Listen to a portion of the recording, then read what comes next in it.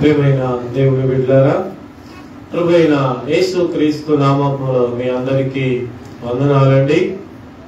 ఈ ఉదయకాలం నందు వాక్యమును ధ్యానం చేద్దాం. చూడండి, తిమోతికి రాసిన 2వ పత్రిక 3వ అధ్యాయము మొదటి నుండి కొన్ని వచనాలను చదువుకుందామండి. తిమోతికి రాసిన మొదటి పత్రిక 2వ పత్రిక 3వ అధ్యాయము మొదటి నుండి కొన్ని వచనాలు. అంత్య దినములలో అపాయకరమైన కాలములు వచ్చునని తెలుసుకొనుము.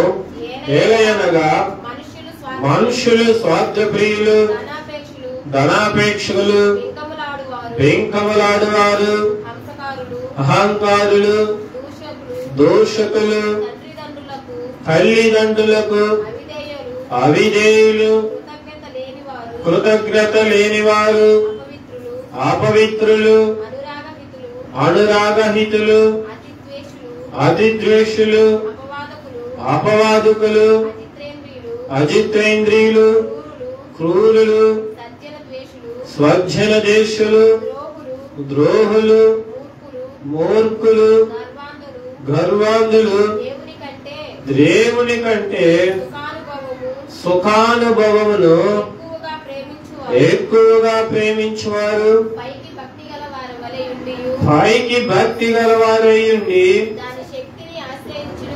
దాని శక్తిని ఆశ్రయించిన వారై యుందురు.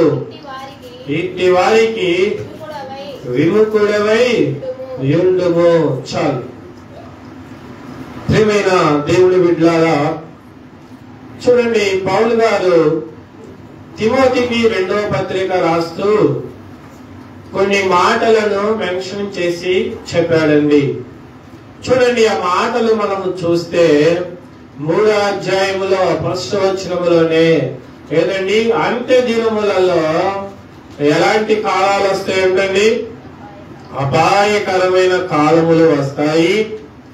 ఆ అపాయకరమైన కాలములో మనుషులు ఎలాగుంటారంటండి? మనుషులు స్వార్థప్రియులుగా, ధనాపేక్షలుగా, అహంకారులుగా, ఏమండి, ఇంకా బెంకమలాడేవారుగా, దోషకులుగా, తల్లిదండ్రులకు అవిధేయులుగా ఉంటారు. ఇలాంటి వారికి నీవు విముఖుడవై యుండని చూడండి పౌలు గారు తిమోతితో చెబుతున్నాడు. ఎందుకంటే ఆయన సంఘమును నడిపిస్తూ క్రీస్తు బోధను నశించిపోతున్న ఆత్మలకు అనేక మందిని ఆయన బోధిస్తూ ఉన్నాడు. కాబట్టి అటువంటి నీవు వీళ్ళకి దూరముగా ఉండి, ఏమండి, ఇలాంటి అహంకార వాటికి నువ్వు దూరముగా ఉండు. లేకపోతే ఎలా ఉంటారంట? పైకి శక్తి గలవారే, భక్తి గలవారే ఉంటారు, కానీ ఆ భక్తిలోని శక్తిని కలిగి ఉండరని తెలియజేస్తున్నాడు. ప్రియమైన దేవుని బిడ్డలారా, చూడండి, అపాయకరమైన కాలములలో ఈ చెప్పిన ఈ కొన్ని మాటలలో మనం ఒక 2-3 చూద్దామండి. రాత్రి కాలమందు కొంతమందిని మనము ధ్యానము చేశాము. అయినప్పటికీ మొదటి నుంచి మనం ధ్యానము చేద్దాం. చూడండి, ఫస్ట్ ఎవరండి? స్వార్థ ప్రియులు. ప్రియమైన దేవుని బిడ్డలారా, ఆలోచించండి, స్వార్థము లేకుండా ఉండాలి కదా. నీవు భక్తిలో కొనసాగుతున్నప్పుడు యేసుక్రీస్తు ఆయన చూపించిన ఆ అనుభవ జ్ఞానములు, యేసుక్రీస్తు చూపించిన అడుగుజాడల్లో మనము నడవాలండి. ఆయన స్వార్థము చూపిస్తే మనం ఇలా ఉండేవారమా?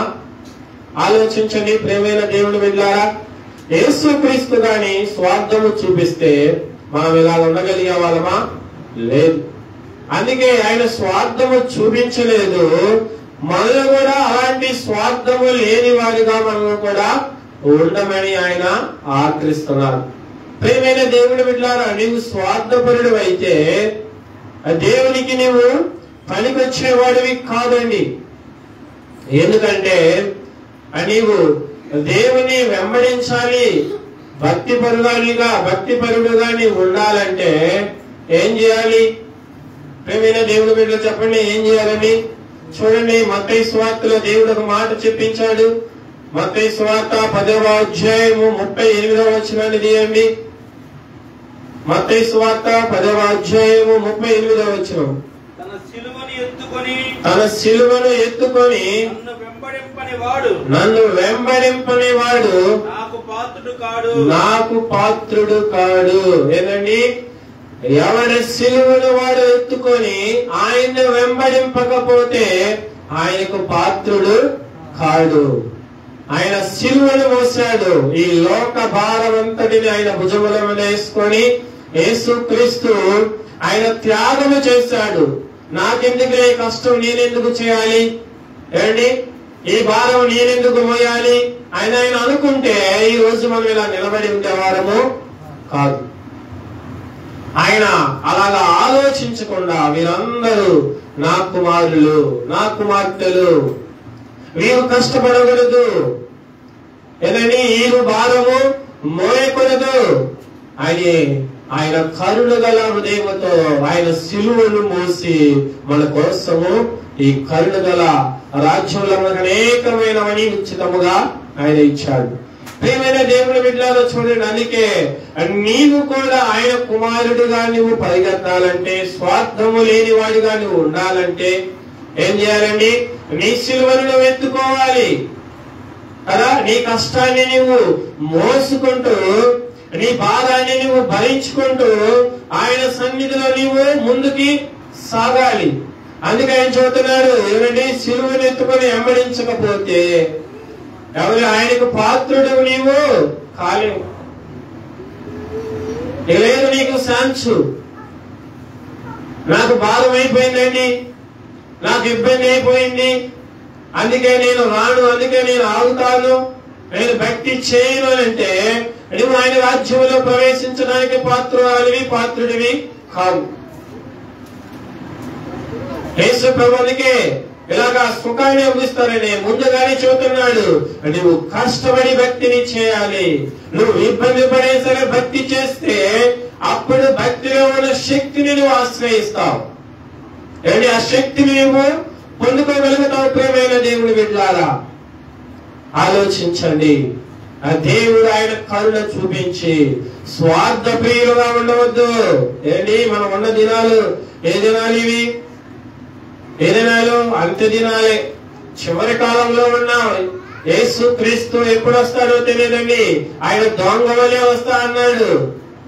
కేవలం ఆయన రాలేదంటే ఆయన కృప చొప్పునే నీవు నేను ప్రియ బిడ్డలు అనేక మంది పాపంలో నశించిపోతున్న వారి కోసం ఇకనైనా మారుతారు, ఇప్పుడైనా మారుతారు, నా వైపు తిరుగుతారని ఆయన అపారమైన ప్రేమను చూపుతూ, ఆయన అపారమైన ఆ ప్రేమని వెల్లడి చేస్తూ మన కోసం ఆయన ఎదురు చూస్తూ ఉన్నాడు. ప్రేమైన దేవుని బిడ్డలారా, కానీ ఆ సమస్యలను, వాటిని, ఈ లోకంలో ఉన్న ఇబ్బందులను మనము ఎదిరించకుండా స్వార్థపరులైపోతున్నారు మనుషులు.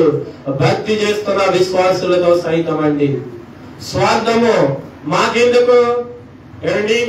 చర్చిలో గాని, లేకుంటే చర్చి ధర్మ నియామక సభలు గాని, లేదంటే స్వార్థ కూటాలు గదిని పెడితే ఎలా ఉంటారు? మాకేం పని అండి, ఆ సమయానికి వస్తాం, సమయానికి వెళ్ళిపోతాం కదా. దేవుని పరిచర్యలో, దేవుని పనిలో పాలు పంపులు పొందాలని, లేదంటే ఆయన పనిని మనం జరిగించాలని ప్రేమైన దేవుని బిడ్డలారా నీ హృదయంలో లేదంటే నీవు కూడా స్వార్థపరుడివే. దేవుడు నిన్ను ప్రేమించి పాపం నుంచి రక్షించింది దేనికి? ఇంకొక పాపికి యేసు క్రీస్తు సత్య స్వార్థను అందిస్తామని. కాబట్టి దేవుడు నిన్ను పాపం నుంచి విడిపించింది, లోకంలో ఆ దరిద్రత నుంచి, లోకంలోని అపవిత్రత నుండి నిన్ను విడిపించింది యేసు క్రీస్తు పక్కన ఆయన కుమారుడిగా, ఆయన కుమార్తెగా ఉండి అనేక మందికి ఆయన బోధన అందిస్తామని, ఆయన సత్యాన్ని అనేక మందికి తెలియజేస్తామని. కానీ నీకేమో స్వార్థము, స్వార్థ బుద్ధి విడిచిపెట్టలేరండి. విడిచిపెట్టాల్సినవి కొన్ని ఉంటాయి. ప్రియ సహోదరి సహోదరుడా, భక్తిలో నీవు చదువుతున్నప్పుడు, భక్తిలోనికి నువ్వు ముందుకు సాగుతున్నప్పుడు నువ్వు వదిలిపెట్టాల్సినవి కొన్ని ఉంటాయి. వాటిని వదిలిపెట్టకపోతే ఈ లోకం నిన్ను ఎప్పుడు వదిలిపెట్టదు. ఏమండి, దేవుని వాక్యం ద్వారా నీవు తెలుసుకొని, దేవుని దైవదాసుల ద్వారా నీకు తెలపబడిన ఆ విషయాలను ఎంతకాలము విడిచిపెట్టకుండా ఉంటావో, ఎంతకాలం వాటిని నువ్వు వదిలిపెట్టకుండా ఉంటావో అంతకాలము నీకు విడుదల లేదు. అందుకే యేసుక్రీస్తు అన్నాడు, ఎవరి సిలువను వారు ఎత్తుకొని నిన్ను వెంబడించాలి. చూడండి ప్రియమైన దేవుని బిడ్డలారా, ఇంకొక మాటను మీకు చూపిస్తాను. ఆ లూకాసు సువార్త 14వ అధ్యాయం 26వ వచనాన్ని తీయండి. లూకాసు సువార్త పక్కనే తిప్పండి. మార్కు తర్వాత లూకాసు సువార్త 14వ అధ్యాయము 26వ వచనాన్ని చదవరా. ఎవడైనను నా యొద్దకు వచ్చి తన తండ్రిని తల్లిని భార్యను పిల్లలను అన్నదమ్ములను అక్క చెల్లెండ్రులను తన ప్రాణముతో సహా ద్వేషించుకుంటే వాడు నా శిష్యుడు కానేరడు. చూడండి ప్రియమైన దేవుని బిడ్డలారా, యేసుక్రీస్తు వారు మంచి మాటలు. ఏమండి, ఆయన శిష్యుడుగా, ఆయన రాజ్యంలో పాత్రుడుగా నువ్వు ఉండాలంటే ఎవరు వదిలిపెట్టాలి? తల్లినైనా, తండ్రినైనా, అన్నదమ్ములైనా, అక్క చెల్లెళ్ళైనా, ఏమండి పిల్లలనైనా, ఎక్కడితో సహా భార్యనైనా, భర్తనైనా, తన ప్రాణముతో సహా ద్వేషించాలంట. ద్వేషిస్తున్నారా? ఆలోచించండి. వాటిని వదిలిపెడుతున్నారా? ఏమండి, అవసరమైతే యేసు ప్రభుని వదిలేస్తాం, కానీ మా భార్యని ఎందుకు వదిలేస్తామండి? ఏమండి, అవసరమైతే ఈ భర్తనైనా వదిలిపెడతాం, కానీ మా భార్యని ఎందుకు వదిలిపెడతాం? మా భర్తను ఎందుకు వదిలిపెడతాం? ప్రియమైన దేవుని బిడ్డలారా, భార్యను భర్తను వదిలిపెట్టమని కాదండి నా ఉద్దేశం. క్రీస్తులో నీవు వెళ్ళాలంటే వారి కంటే నువ్వు ఎక్కువగా క్రీస్తును ప్రేమిస్తేనే అని అర్థం. అర్థమైందా? ఏదో వదిలిపెట్టనని చూడటం కాదు ప్రియమైన దేవుని బిడ్డలారా. అంత ఎక్కువగా నీ పిల్లలను ఎలాగా ప్రేమిస్తావో, నీ తల్లిదండ్రులను ఎలాగా ప్రేమిస్తావో, వారికంటే ఎక్కువగా నీవు క్రీస్తును ప్రేమిస్తేనే ఆయన శిష్యుడు అవుతావు కదండి. ఆయన శిష్యుల జీవితాలు చూడండి. వారు పిలవగానే వచ్చారా లేదా ఆలోచించండి ప్రియమైన దేవుని బిడ్డలారా. పేతురు వ్యవహారీలో చేపలు పట్టుకుంటున్నారు.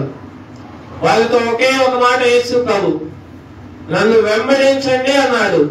ఏమండి, తన తండ్రిని వాళ్ళందరినీ జీతగాల దగ్గర వదిలేసి, ఆ వలలు ధోనిలు అన్ని అక్కడే వదిలేసి యేసు క్రీస్తుని వెంబడించారు. నువ్వు వదిలిపెడతావా ప్రియమైన దేవుని బిడ్డలారా? ఆలోచించండి. ఎవరు వదిలిపెడతావు? నీ బంధువులు వదిలిపెట్టలేవు. ఏమండి, నీ కుమారుని వదిలిపెట్టలేవు, నీ కుమార్తెలను వదిలిపెట్టలేవు. ఆలోచించు. నీకు అపాయకరమైన కాలం వచ్చినప్పుడు, నీకు ఇబ్బందులు జరిగినప్పుడు ప్రియమైన దేవుని బిడ్డలారా, ఎవరు నిన్ను ఆదుకున్నది? ఎవరు నిన్ను తట్టినది? ఎవరు నిన్ను నిలబెట్టినది? ప్రియ సహోదరి సహోదరుడా, యేసుక్రీస్తు మాత్రమే. ఆయన ప్రేమ మాత్రమే.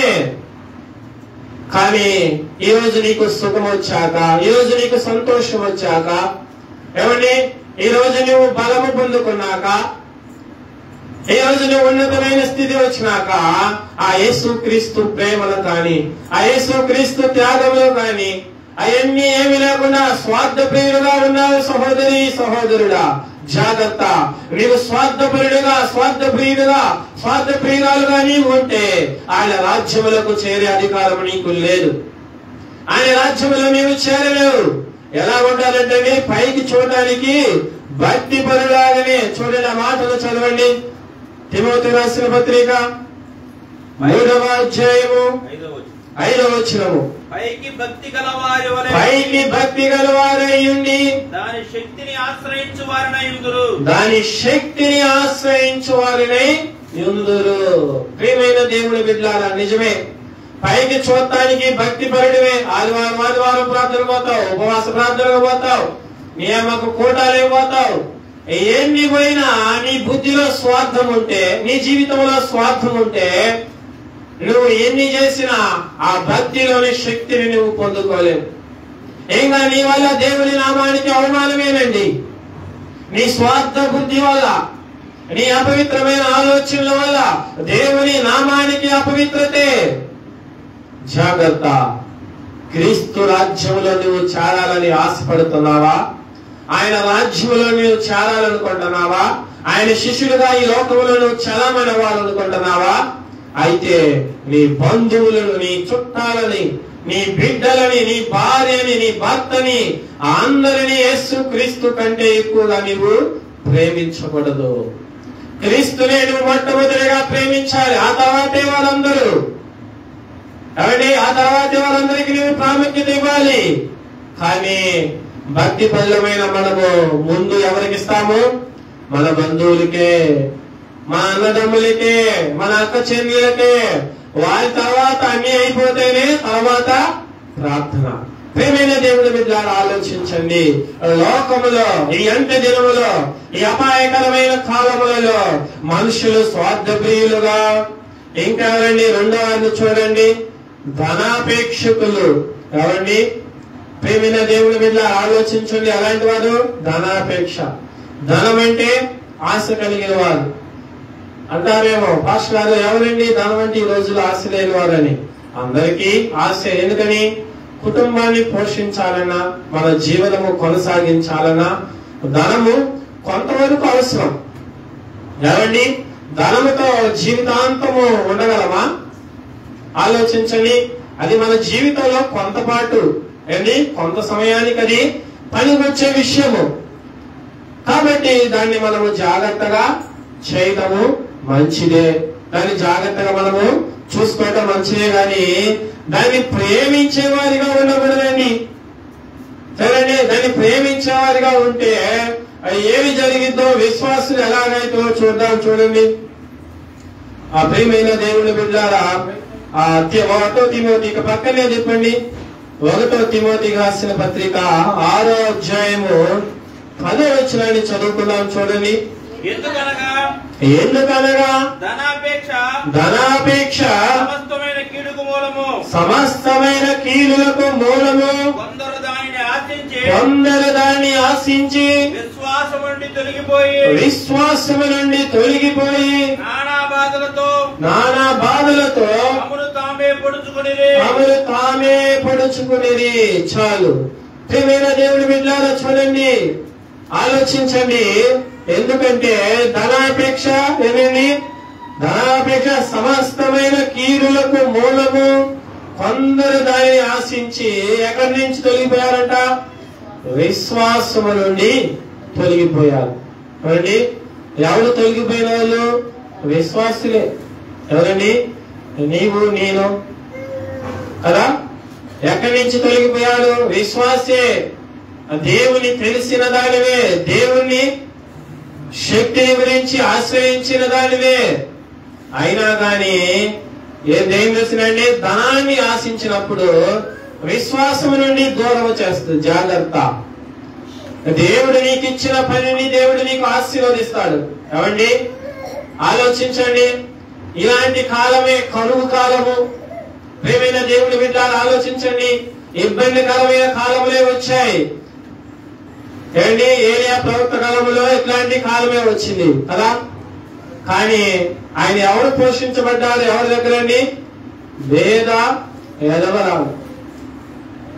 ప్రియమైన దేవుని బిడ్డలారా, ఆలోచించండి. ఆమె కాడ ఒక్క రొట్టె చేసేంత పిండే ఉంది, కొంచెంలోనే ఉంది. అవి తరిగిపోయాయా? ఆయన ఎన్ని మాసాలున్నా, ఎన్ని రోజులు ఉన్నా ఆ నూనె తరగలేదు, ఆ పిండి తరగలేదు. రోజు ఆమె కుమార్తె అతను అందరూ జీవిస్తూనే ఉన్నారు, తిరుగుతూనే ఉన్నారు, ఉంటూనే ఉన్నారు. ఆలోచించు ప్రియ సహోదరి సహోదరుడా, ఆ విశ్వాసాన్ని నీవు పరీక్షించుకొని, ఆ విశ్వాసాన్ని నువ్వు జ్ఞాపకం చేసుకొని ముందుకెళ్ళాలి. చాలా మంది దేవుడు ఏదో ప్రేమించి 500 కూలిస్తే ఈయనేం ఆలోచిస్తారండి? డబుల్ చేయాలి. ఎంత కావాలి? 1000 రూపాయలు కావాలి కదా. 1000 రూపాయల కోసం నువ్వు పరిగెత్తావంటే ఏం జరిగిందండి? డబుల్ పని చేసినప్పుడు ఓపుకుంటుందా? ఉండదు. ఏముందిలేండి, ఈ రోజు ఒక్క రోజే కదా, అని నిద్రపోతావు. ప్రియ సహోదరి సహోదరుడా, నువ్వు నిద్రపోతే చక్కదిద్దుకొని కుటుంబాన్ని అన్నిటిని చక్కదిద్దుకున్నా. చూడండి, కన్యకలు ఉన్నారు, కునికి నిద్రపోయారు, సమయానికి రాగానే మెలకుగా ఉన్నవారే వెళ్ళిపోయారు. ప్రియ సహోదరి సహోదరుడా, ధనాపేక్షలో పడిపోయి ఈ లోకంలో పనులలో నీవు పడి నీవు ఆలు పెరగని పని చేసి అలసిపోయి ప్రార్థన చేయక మంచి జీవితాన్ని జీవించక విశ్వాసం నుండి నువ్వు దూరం అయిపోతే దేవుడికి నువ్వు దూరం అయిపోతావు. అందుకే చూడండి, నానా బాధలతో తమను తామే పొడుచుకుందరు. ఎదుటివాడు వచ్చి ఓడు గొడవడు.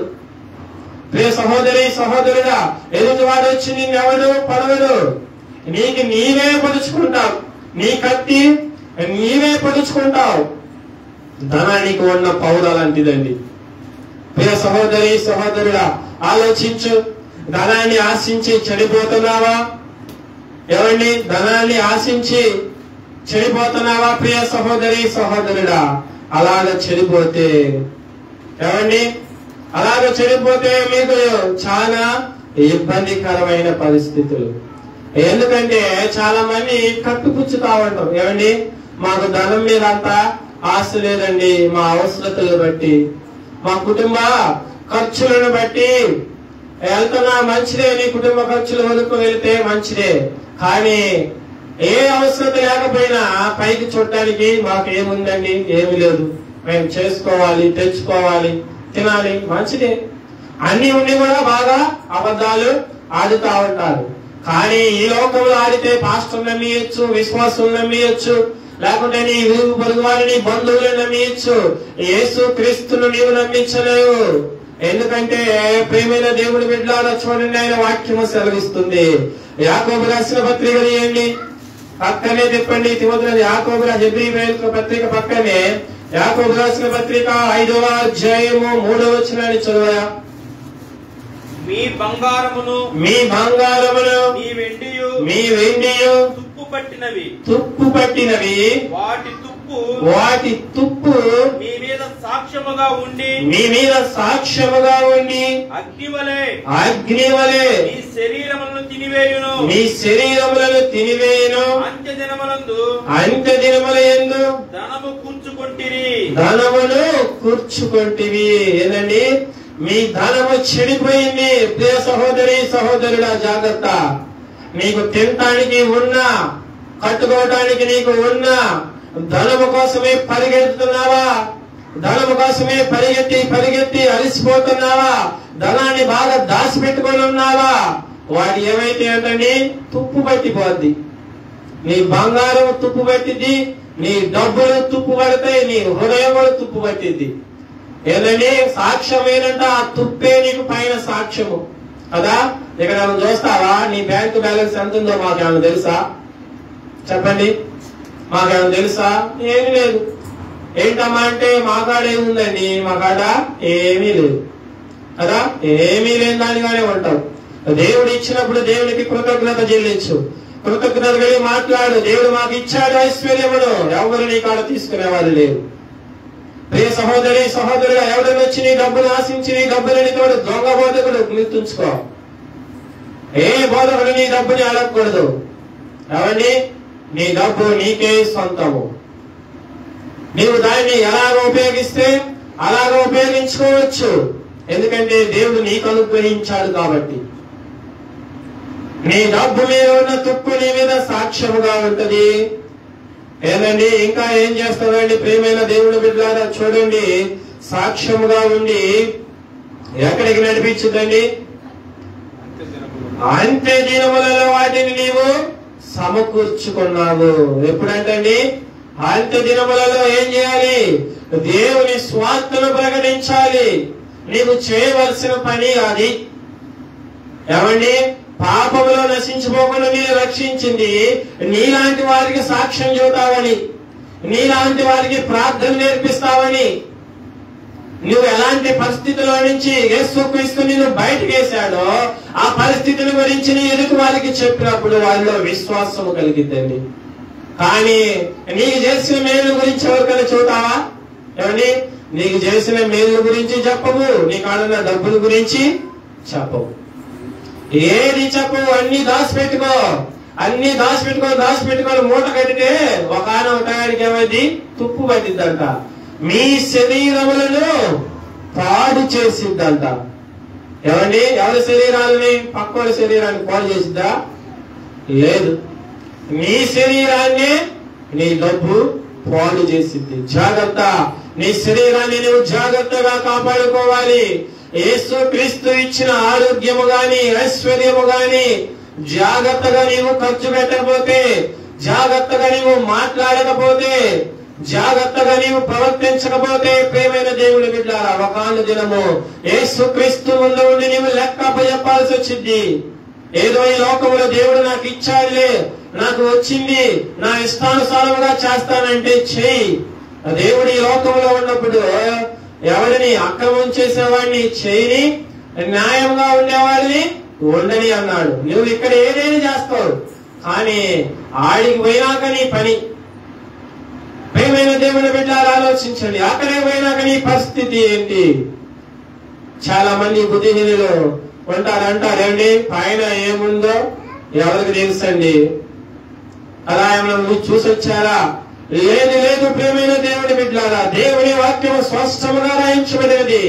పరలోక రాజ్యము ఉన్నది, క్రీస్తు రాజ్యము ఉన్నది. ఆ రాజ్యంలో నువ్వు సుఖముగా మాత్రమే ఉండగలవు. ఆయన 1000 ఏళ్ల పరిపాలనలో నువ్వు ఉండాలంటే నువ్వు ధనానికి దూరముగా ఉండాలి. ఏమండి? ధనానికి దూరముగా ఉండాలి. యేసుక్రీస్తు కోరుకుంటున్నాడండి. ఆయన ఏమి కోరుకుంటున్నాడంటే కడవరి కాలమందు బయలుపరచుటకు సిద్ధంగా ఉన్న రక్షణ కొరకు, ఆ రక్షణ అందరూ పొందాలని ఆయన కోరుకుంటున్నాడండి. ప్రేమైన దేవుని బిడ్డలారా, ఆలోచిస్తారా? మాట చూద్దాం, పక్కనే తిప్పండి. పేతురు రాసిన మొదటి పత్రిక. ప్రేమైన దేవుని బిడ్డలారా, పేతురు రాసిన మొదటి పత్రిక 1వ అధ్యాయము 5వ వచనము. కడవరి కాలమందు బయలుపరచబడుటకు సిద్ధముగా ఉన్న రక్షణ మీకు కలుగునట్లు విశ్వాసము ద్వారా చాలు. ఏమండి? సిద్ధముగా ఉన్న రక్షణ మీకు కలుగునట్లు. ప్రియమైన దేవుని బిడ్డలారా, కడవరి కాలములో రక్షణ మీకోసము కలగాలని, రక్షణ మీకు రావాలని యేసుక్రీస్తు ఆయన అనుగ్రహిస్తున్నాడు. ఆ రక్షణను వదిలిపెట్టి యాడికి పరిగెడుతున్నావు? డబ్బు కోసం పరిగెడుతున్నావు, స్వార్థపరుడుగా ఉంటున్నావు. ఏమండి? ప్రియమైన దేవుని బిడ్డలారా, నీవు ఇలాగా ఉంటే ఆయన రాజ్యంలోనికి రావటము కష్టమే. ఆయన రాజ్యంలోనికి నువ్వు చొరబడటము కష్టమే. ప్రియమైన దేవుని బిడ్డలారా, ఆలోచించండి. కడవరి కాలమైనప్పటికీ నీకు రక్షణ ఆయన అనుగ్రహిస్తున్నాడు. ఆయన రక్షణ నీకు దొరుకుతుంది. ఈ సమయంలో ఒకనొక సమయం వచ్చిందండి. ఆ సమయంలో నువ్వెంత వెతికినా నీకు రక్షణ దొరకదు. నువ్వెంత ప్రలాపించినా నీకు ఏ మేలు రాదు. నువ్వెంత ఏడ్చినా నీకు ఏమి దొరకదు. సమయము ఉండగానే ప్రియ సహోదరి సహోదరుడా, ధనము కోసమే ఎలాగ పరిగెడుతున్నావు? ఎన్ని ఊర్లు తిరుగుతావు? ఏమండి? ఎన్ని దేశాలు తిరుగుతావు? ఎంతైనా చేస్తావు, కానీ సత్య స్వార్థను ప్రకటించమంటే, సత్యముగా జీవించమంటే, ప్రజలకు మేలుకరంగా ఉండమంటే, ప్రజలకు మేలుకరంగా మాట్లాడమంటే ఎంత మాత్రము ఉండటానికి ఇష్టపడేవారుగా ఉండవు. అయితే నువ్వు స్వార్థపరుడివే. ప్రియ సహోదరి సహోదరుడా, స్వార్థము నుంచి నువ్వు బయటికి రావాలి. స్వార్థములో నుంచి నువ్వు బయటికి వచ్చి, ధనాపేక్షలో నుంచి నువ్వు బయటికి వస్తే ఆయన నిత్య జీవాన్ని, ఆ నిత్య మార్గాన్ని మనకి ఇస్తాడు. ఆ నిత్య మార్గాన్ని ఆయన ఇవ్వటానికి సిద్ధంగా ఉన్నాడు. ప్రియమైన దేవుని బిడ్డలారా, ఆలోచించండి. చూడండి, ఇంకా మనం ముందుకు సాగిపోదాము. ఇంకా సాగిపోతే చూడండి, 3వ అధ్యాయము 2వ వచనంలోండి, దోషకులు, తండ్రిదండ్రులకు అవిధేయులు, కృతజ్ఞత లేని వారు, అపవిత్రులు. ఏంటి? దూషించేవారు. ప్రియమైన దేవుని బిడ్డలారా, నిజమేనండి.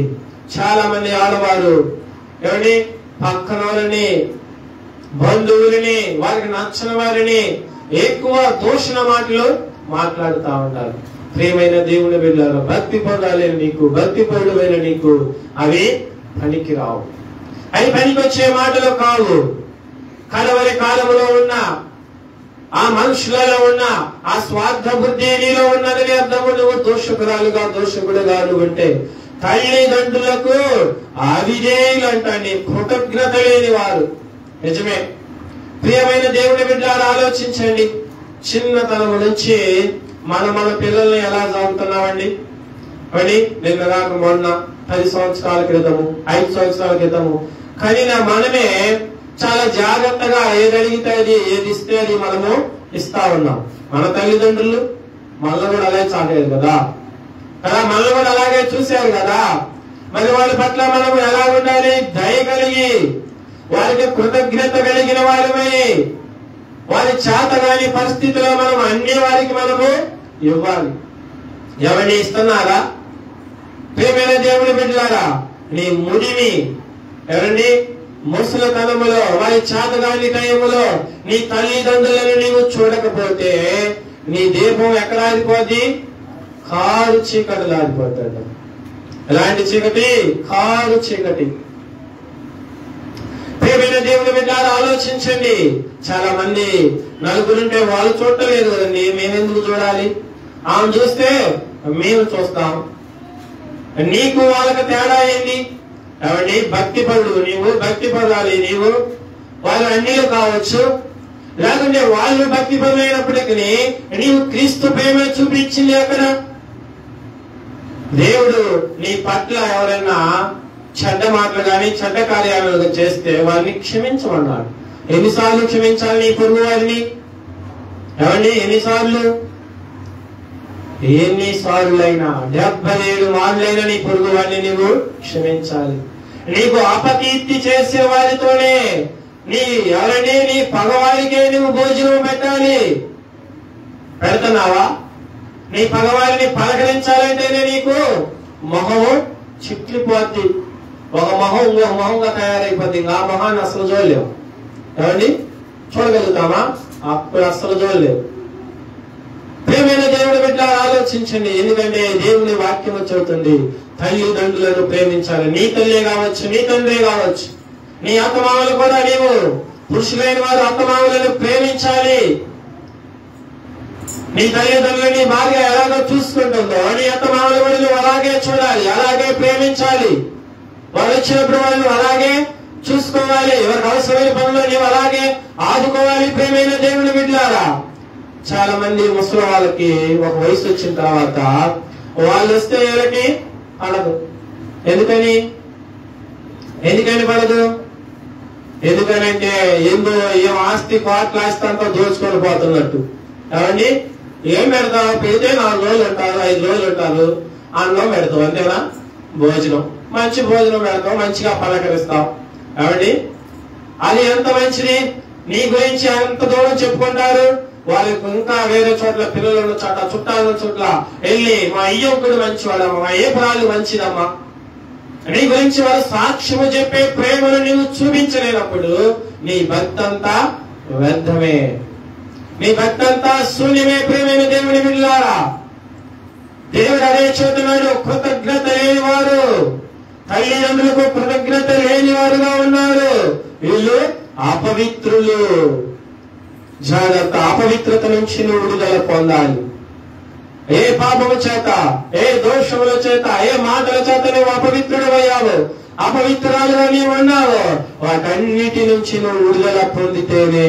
నువ్వు విడుదల పొందకపోతే ప్రియమైన దేవుని బిడ్డలారా, ఆయన రాజ్యములో మనము చేరలేము, ఆయన రాజ్యములో మనము ప్రవేశించలేము. చూడండి ప్రియమైన దేవుని బిడ్డ, లాస్ట్ గా ఒక వ్యక్తిని నేను చూపించి నేను ముగిస్తాను. చూడండి ఆ 4వ అధ్యాయం చూడండి. దేవుని కంటే సుఖానుభవం ఎక్కువగా ప్రేమించువారు వారిని చూద్దాం. చూడండి, ప్రియమైన దేవుడు లేదండి, దేవుని కంటేను సుఖానుభవాలు ఎక్కువగా ప్రేమించేవారు, సుఖాన్ని ఆశ్రయించేవారు అంటండి వీరు. ఎట్లాగా? దేవుడి కన్నా వారికి సుఖమే ముఖ్యం కదా. ప్రార్థన కన్నా సుఖమే ముఖ్యం. ఏం చేస్తాం లేండి, ప్రార్థన ఇవాళ రాబోతే రేపు చేస్తాం. కానీ బైబిల్ ఏం చదువుతాం లేండి, ఇవాళ ఏడ కుదిరిద్ది, ఏమండి ఆ బైబిల్లో తను కుదిరిద్దా? ఇవాళ ఆ పని ఉంది, ఈ పని ఉంది, ఏమండి 2 మూటలు గుడ్డలు ఉన్నాయి, 4 టక్కులు అంటులు ఉన్నాయి, ఇవన్నీ కడిగాలకే సమయము సరిపోతుంది కదా. ప్రేమైన దేవుని బిడ్డలారా, చాలా మంది పురుషులు కూడా సమయాన్ని అంత దుర్లభము చేస్తా ఉంటారు. టీ తాగడానికి పోతారు, వారికి నచ్చిన ఫ్రెండ్ పిలిస్తే పోతారు. ఏమండి పోవటం తప్పు కాదండి, వెళ్ళాలి, సమాజంలో తిరగాలి, చేయాల్సిన పనులు చేయాలి. కానీ వాటన్నిటికంటే ముఖ్యమైనది దేవుడు నీకు ముఖ్యము, దేవుని వాక్యం ముఖ్యము, ప్రార్థన ముఖ్యము. వీటన్నిటిని చేసే ముందు నువ్వు ప్రార్థన చేసి ఆ తర్వాత నీవు చేయాల్సిన పనులవి. నువ్వు ప్రార్థన చేయకుండా, బైబిల్ చదవకుండా, ఏమండి చదువు రాని పరిస్థితి ఏంటండి? నాకు చదువు రాదండి, నేనేం వాక్యం చదవాలి? నిజమే కదా, వాక్యం చదవలేదు. ఇప్పుడు చాలా టెక్నాలజీ పెరిగిపోయింది కదా. సెల్ ఫోన్ తీసుకో, వాక్యము చదువుతూనే ఉంటుంది. బైబిల్ గ్రంథం చదివేది వచ్చింది. ఏమండి టచ్ ఫోన్ ఉండగానే సుఖమా? టచ్ ఫోన్ ఉండగానే ఏం చూస్తున్నావు? ఫేస్బుక్ ఓపెన్ చేసి నీకు నచ్చిన అన్ని కామెడీ షోలు, నీకు కావాల్సిన న్యూస్, నీకు నచ్చినవన్నీ చూస్తా ఉన్నావు. కానీ కావలసిన పని మాత్రము చేయరు ప్రియమైన దేవుని బిడ్డలారా. అందుకే యేసుక్రీస్తు వారు చెబుతున్నాడు, పౌలు గారు తిమోతికి సెలవిస్తున్నాడు, ఎట్లాంటి వారంట? దేవుని కంటే ఎక్కువ సుఖాన్ని కోరేవాళ్ళు. వాళ్ళకి సుఖమే చూసుకుంటా ఉంటారు. వారి మనసుకు నచ్చిన దాని వైపే, వారికి సుఖంగా ఉన్న దాని వైపే వెళ్తారు. కానీ వారి మనసుకు కష్టమైన దాని వైపు రారు. సాతాను కూడా అందుకే నీ శరీరం ద్వారా వాక్యము చదవనీదు, ప్రార్థన నేర్చుకోనీదు, ప్రార్థన దేవుని సన్నిధికి రానీదు. దేవుని గుడికి రావాలంటే కష్టం చేసిద్ది కదా. ఇవన్నీ వదిలేస్తే నీ శరీరానికి ఎంతో సుఖంగా, ఎంతో ఆనందంగా, ఎప్పుడు దాకా? కొంతకాలమే. వాడి గ్రిప్పులో పూర్తిగా చిక్కిరాగా నీకు అలా అనిపించింది. వాడి పూర్తిగా నువ్వు చిక్కావా, ఆ తర్వాత చూపిస్తుంది నీ పని అని. నువ్వు ఎన్ని యుగాలు మొత్తుకో, ఎన్ని తరాలు మొత్తుకో అని ఇంక అవకాశం అంటూ రానివ్వదు. దేవుడు ఏదో ప్రేమించి ఒకసారి అలసారో నిన్ను విడిపించి, నీకు ధైర్యం చెప్పి, నిన్ను క్షమించి, నిన్ను పాపం నుంచి దూరం చేసి, ఆయన మాటల ద్వారా నిన్ను పవిత్రపరిచి, ఆయన రక్తం ద్వారా నిన్ను కడిగి, నిన్ను శుద్ధి చేస్తే నువ్వు చేసే పని నువ్వు సుఖాన్నే కోరుకుంటున్నావు. ప్రియ సహోదరి సహోదరుడా, ఏమండి సుఖాన్ని కోరుకొని ఎన్ని పాటలు పడుతున్నారో ఆలోచించండి. చూడండి ప్రేమైన దేవుని బిడ్డలారా, నీకు నేను చూపిస్తాను. హెబ్రీయులకు రాసిన పత్రిక తీయండి. హెబ్రీయులకు రాసిన పత్రిక 11వ అధ్యాయము 25వ వచనాన్ని చదువుకున్నాం. చూడండి 24 నుంచి 25 వరకు. హెబ్రీయులకు రాసిన పత్రిక 11వ అధ్యాయము 24వ వచనం కానించి, మోషే పెద్దవాడైనప్పుడు విశ్వాసమును బట్టి ఐగుప్తు ధనము కంటే క్రీస్తు విషయమైన నింద గొప్ప భాగ్యమని ఎంచుకొని అల్పకాలము పాపభోగము అనుభవించుట కంటే దేవుని ప్రజలతో శ్రమ అనుభవించుట మేలని ఎంచి ఫరో కుమార్తె యొక్క కుమారుడని అనిపించుకునేటకు ఒప్పుకొనలేదు. ఏలయనగా అతడు ప్రతిఫలముగా కలగబోవు బహుమానమునందు దృష్టించెను. ఏదంటే ఏలయనగా కలగబోయే బహుమానమందు దృష్టించాడు. ఏమండి మోషే ఎవరు? ఫరో కుమార్తె కుమారుడుగా రాజభోగాలు అనుభవిస్తున్నాడు. ఫరో ఎవరిని శాసిస్తే వాళ్ళు సైన్యము గుట్టలు గుట్టలుగా ఉంటది. అతను ఏది చెబితే అదే. ఏమండి రాజుగారు కుమారుడు కుమార్తె ఎలా రాజభోగాలతో ఉంటారు ఆలోచించండి. చుట్టూ ధనమే, తినే పదార్థాలు అనేకమైనవి, ఇవన్నీ ఉన్నాయి. కానీ మోషేకి దేవుడు ఒకటి చెప్పాడు. ఏమండి ఇవి ఎన్ని ముఖ్యమా? నీకు ఈ లోకంలో ఉన్న ఈ ఐశ్వర్యము, ఈ అందము, ఈ సుఖాలన్నీ ముఖ్యమా, లేకుంటే దేవుడి పోయే రక్షణ ముఖ్యమా అంటే మోషే అయితే దేవుడి పోయే ఆ రక్షణే, దేవుడు చూపించబోయే ఆ గొప్ప ఆ రాజ్యమే నాకు ముఖ్యమని ఆ సుఖమంతా వదిలేసి వచ్చాడంట. ఏమండి, వచ్చేసినందుకు ఆయనకి మేలు జరిగిందా? ప్రియమైన దేవుని బిడ్డ ఆలోచించండి, జరిగినది. అండి, ఎంతమంది శ్రేష్టమైన ప్రజలకు రాజుగా ఉన్నాడు, శ్రేష్టమైన ప్రజలకు ప్రవక్తగా ఉన్నాడు. ఏమండి, లెక్కలేని తీర్పులు ఇచ్చాడు. ఫరో కింద ఉన్నా అంత వచ్చేది కాదు. ఏమండి, గొప్ప గొప్ప ఆశ్చర్య కార్యాలు, అద్భుత కార్యాలు ఈ లోకంలో ఎవ్వరు చేయలేనని మోషే ద్వారా దేవుడు చేయించాడు. ఎర్ర సముద్రము పాయలుగా చీల్చేశాడండి. ఏ రాజు నన్ను చేయమండి చూద్దాం, శాతలేము. ఏమండి, తొట్లో నీళ్ళే పక్కన పోయాము. కానీ దేవుని మహాశక్తి ద్వారా 2 పాయలుగా చేశాడు. కారణం ఏంటంటే దేవుని కోసం అతను సుఖాన్ని అంతటిని వదిలిపెట్టాడు. అది నీవు సుఖాన్ని వదిలిపెట్టాలంటే విడిచిపెట్టవు. నీకు అంతా సుఖమే కావాలి, కష్టపడలేవు కదండి. కొంచెం దూరం అయితే పోలేవు. ఏమండి, కొంచెం సమయం ఎగస్ట్రా ఉండాలంటే ఉండలేవు. విజ్ఞాపన కొంచెం ఎగస్ట్రా చేయాలంటే ఎప్పుడు వదిలిపెడతాడా, ఎప్పుడు టైంకి చూద్దామా. ఏమండి, ఇదే పని. ప్రియమైన దేవుడు బిడ్డారా, జాగ్రత్త. ఈ లోకములో నువ్వు చేసే ప్రతి పనిని దేవుడు చూస్తా ఉంటాడు. మోషే వదులుకున్నాడు, రాజభోగాలను వదిలేసుకున్నాడు. దేవుని కోసము, దేవుని ప్రజల కోసము వారితో శ్రమ పడటము మంచిది అనుకున్నాడు. ఈ లోకములో పరిశుద్ధులతో కలిసి, పరిశుద్ధుల గుంపులతో నీవు కలిసి ఈ లోకంలో శ్రమపడు. నీకు పరలోకంలో ఉన్నతమైన రాజ్యములో ఉన్నతమైన బహుమానాలు నీకు వస్తాయి. ఈ లోకంలో శ్రమ పడకపోతే, అదే చూడండి, మనం ఫస్ట్ మనం చూసాం కదండి, ఎవడు సిలువ వాడు ఎత్తుకొని ఆయన్ను వెంబడించాలి. నీ సిలువలను ఎత్తుకొని వెంబడించాలి. నీ భారాన్ని నువ్వు ఎత్తుకొని నీ కష్టం నువ్వు చేసుకుంటా భక్తిలో నువ్వు పర్ఫెక్ట్ గా, భక్తిలో నువ్వు ముందుకు సాగాలి. ప్రియమైన దేవుని బిడ్డారా, అప్పుడు నీవు మంచివాడిగా, అప్పుడు నీవు పవిత్రుడిగా, అప్పుడు నీవు పరిశుద్ధుడిగా, నిష్కలంకమైన వాడిగా దేవుడు నిన్ను తీర్చిదిద్దుతాడు. మోషే వదులుకున్నాడు. ఎన్ని కొంతకాలమే, అల్పకాలమైన సుఖభోగములు. ప్రియ సహోదరి సహోదరుడు, వదులుకుంటావా? అల్పకాలమైనవి. ఈ లోకంలో ఉన్న సినిమాలు కావచ్చు, ఈ లోకంలో స్నేహం కావచ్చు, ఈ లోకంలో ఉన్న వ్యభిచారం కావచ్చు, ఈ లోకంలో విలాసవంతమైన జీవితము కావచ్చు, ఈ లోకంలో ఉన్న ఆ త్రాగుడు కావచ్చు.